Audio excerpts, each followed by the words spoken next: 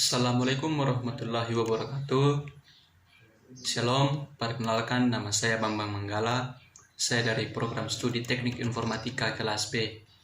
Di sini saya akan menjelaskan tentang peraturan dan perundang-undangan dalam kesehatan dan keselamatan kerja atau yang disingkat K3.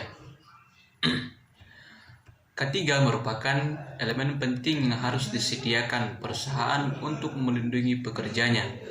Atas dasar itulah kemudian penerapan K3 harus ditetapkan oleh pemerintah.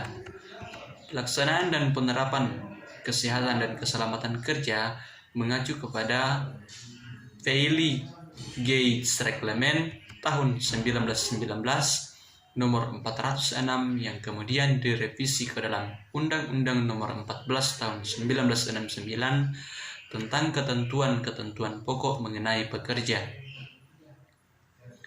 Dengan demikian, penyusunan undang-undang ini memuat berbagai ketentuan umum terhadap keselamatan kerja sesuai dengan perkembangan masyarakat, teknologi, dan industrialisasi. Jika dikelompokkan, standarisasi dan penerapan K3 memiliki beberapa dasar hukum yang kuat.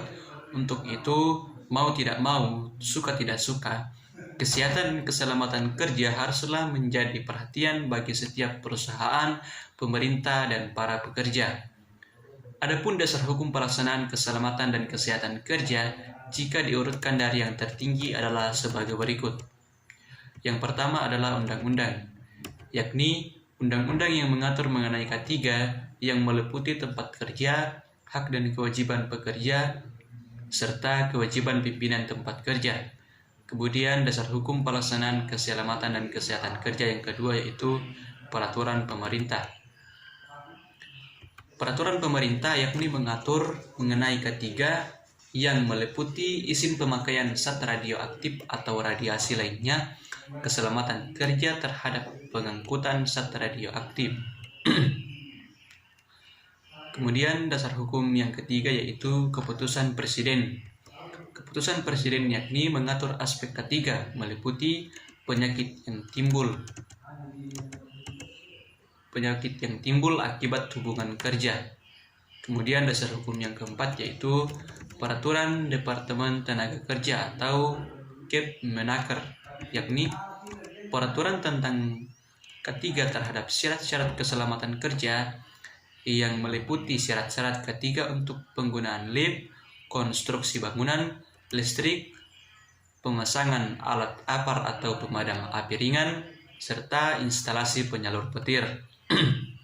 Kemudian dasar hukum yang kelima yaitu peraturan dari Departemen Kesehatan atau Permenkes, yakni peraturan yang mencakup aspek K3 di rumah sakit atau lebih terkait pada aspek kesehatan kerja dibandingkan dengan keselamatan kerja.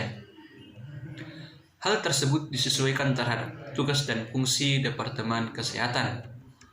Berkaitan dengan beberapa peraturan yang dikeluarkan oleh pemerintah di atas, adapun dasar hukum dan perundangan yang mengatur penerapan K3 diantaranya adalah sebagai berikut. Yang pertama yaitu Undang-Undang RI Nomor 1 Tahun 1970 tentang Keselamatan Kerja. Undang-undang ini mengatur tentang kewajiban pengurus serta kewajiban dan hak pekerja.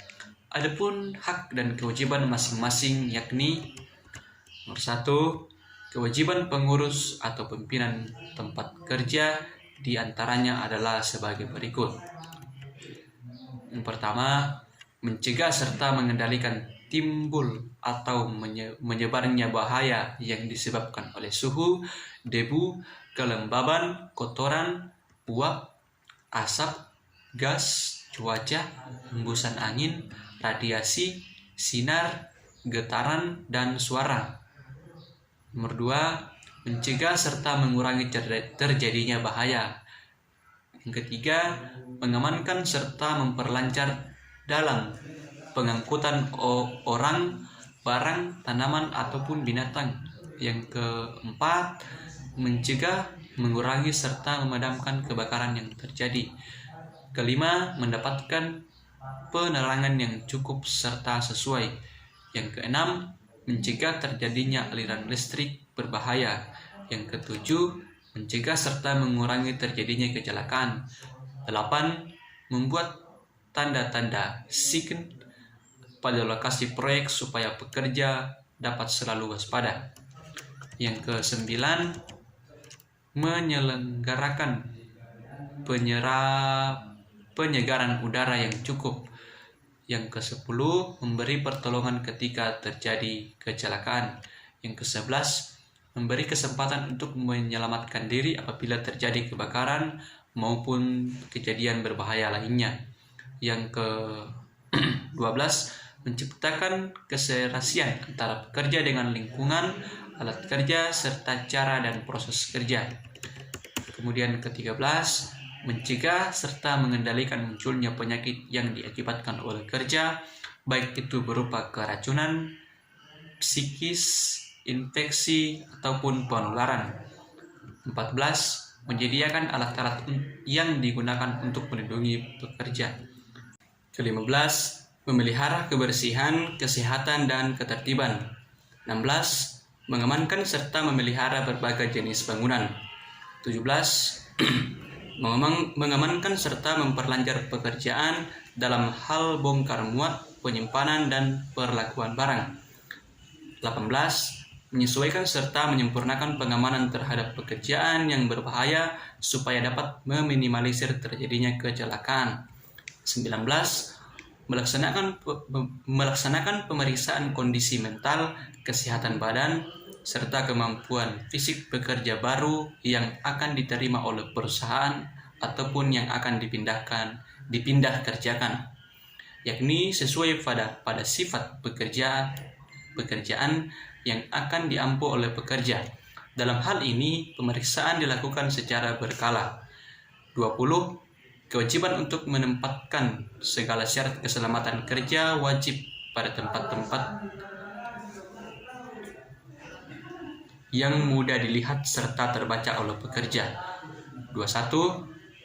Kewajiban untuk melaporkan serta segala kecelakaan kerja yang terjadi pada tempat kerja. 22. Kewajiban untuk menyediakan alat perlindungan diri dengan cuma-cuma yang disertai dengan petunjuk yang diperlukan oleh pekerja serta siapa saja yang memasuki tempat kerja. 23. Kewajiban untuk memasang segala gambar keselamatan kerja serta segala bahan pembinaan lainnya di tempat yang mudah dilihat dan dibaca. 24. Kewajiban untuk menunjukkan serta menjelaskan kepada semua pekerja baru mengenai kondisi bahaya yang akan timbul pada tempat kerja. Pengamanan serta dan perlindungan terhadap alat-alat yang terdapat pada area tempat kerja. Alat-alat perlindungan diri untuk pekerja yang bersangkutan. Cara dan sikap yang harus dilakukan ketika melaksanakan pekerjaan. Sedangkan kewajiban dan hak pekerja diantaranya adalah sebagai berikut. Yang pertama adalah memenuhi serta menaati segala syarat kesehatan dan keselamatan kerja yang diwajibkan.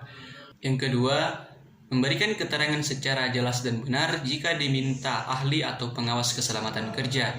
Yang ketiga, menyatakan keberatan kerja apabila syarat kesehatan dan keselamatan yang diwajibkan diragukan, kecuali memang karena hal khusus yang ditentukan oleh pengawas, namun dalam hal ini sesuai dengan batas yang masih bisa dipertanggungjawabkan. Yang keempat, memakai alat pelindung diri atau APD secara benar dan tepat. Yang kelima, meminta pada pimpinan supaya dilaksanakan segala syarat kesehatan dan keselamatan kerja yang diwajibkan. Perlu digarisbawahi bahwa peraturan ini harus ditaati oleh semua pihak, sebab jika terjadi pelanggaran akan mendapatkan ancaman hukuman berupa pidana kurungan paling lama 3 bulan atau denda paling banyak Rp150.000. Kemudian dasar hukum dan perundangan yang mengatur penerapan K3 yang kedua yaitu Undang-Undang Nomor 23 Pasal 23 Tahun 1992 tentang kesehatan. Dalam peraturan dan perundangan K3 ini meliputi tentang Kesehatan kerja diselenggarakan dengan tujuan supaya semua pekerja sehat sehingga tidak membahayakan dirinya sendiri serta masyarakat yang ada di sekelilingnya. Dengan begitu, produktivitas kerja yang diperoleh dapat optimal sejalan terhadap program perlindungan pekerja yang dituju. Yang kedua, kesehatan kerja yakni meliputi pencegahan penyakit yang diakibatkan oleh pekerjaan, pelayanan kesehatan kerja, serta syarat-syarat kesehatan kerja. Yang ketiga, setiap tempat kerja wajib menyelenggarakan kesehatan kerja. Perlu digarisbawahi bahwa ketentuan tentang kesehatan kerja ini telah ditetapkan sesuai peraturan pemerintah. Jika terjadi pelanggaran dan tidak dipenuhi oleh perusahaan, akan mendapatkan ancaman hukuman pidana atau kurungan selama 1 tahun dan denda sebanyak 15 juta rupiah. Demikian penjelasan mengenai peraturan dan perundangan ketiga dari saya. Terima kasih. Wassalamualaikum warahmatullahi wabarakatuh.